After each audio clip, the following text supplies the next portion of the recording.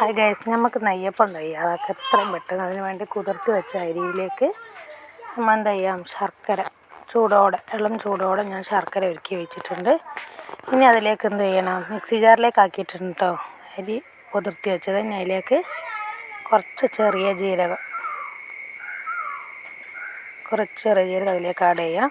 അതുപോലൊരു 4-5 ഏലക്കായും ആഡ് ചെയ്തിട്ട് എന്ത് ചെയ്യാം, കുറച്ച് അപ്പക്കാരം, കുറച്ച് ഉപ്പും ആഡ് ചെയ്തിട്ട് നമുക്കിത് നന്നായിട്ട് അടിച്ചെടുക്കാം. നമുക്ക് എന്താ ഇതിനൊന്ന് കുറച്ചും കൂടെ ഉപ്പിൻ്റെ ആവശ്യമുണ്ടാവും. ഞാൻ കുറച്ച് ഇട്ടിട്ടുണ്ടെങ്കിൽ അതിലേക്ക് ആട്ടപ്പൊടി, നിങ്ങൾക്ക് മൈദപ്പൊടി ഉപയോഗിക്കുകയാണെങ്കിൽ അത് ഉപയോഗിക്കുക. ഞാൻ ആട്ടയാണ് ഉപയോഗിക്കുന്നത്. 2 ടേബിൾ സ്പൂൺ ആട്ടപ്പൊടി ഇട്ട് നമ്മൾ ഇതിന് അരച്ചെടുക്കാം. കണ്ടോ, അരച്ചെടുത്തിട്ടുണ്ട്. ഇത്ര ലൂസേ പാടുള്ളൂ. ഇത് കുറച്ചും കൂടെ പുതിർന്ന് കഴിയുമ്പോൾ ഒന്നും കൂടെ കുറുകും.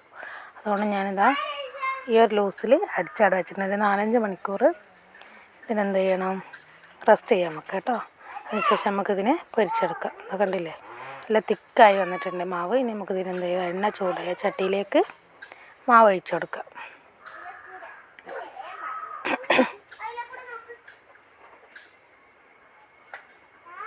എളുപ്പമായിട്ട് നമുക്ക് നെയ്യപ്പം തയ്യാറാക്കാൻ. നന്നായി പൊള്ളച്ച് വന്നിട്ടുണ്ട്. അപ്പോൾ നമ്മൾ നെയ്യപ്പം റെഡിയായി വന്നിട്ടുണ്ടെങ്കിൽ നമുക്കൊന്ന് മുറിച്ച് നോക്കാം. ഉണ്ടോ, ഉണ്ടല്ലേ. അങ്ങനെയാണ് നെയ്യപ്പം തയ്യാറാക്കുക. അപ്പോൾ എല്ലാവർക്കും ഇഷ്ടപ്പെട്ടാൽ സബ്സ്ക്രൈബ് ചെയ്യുക.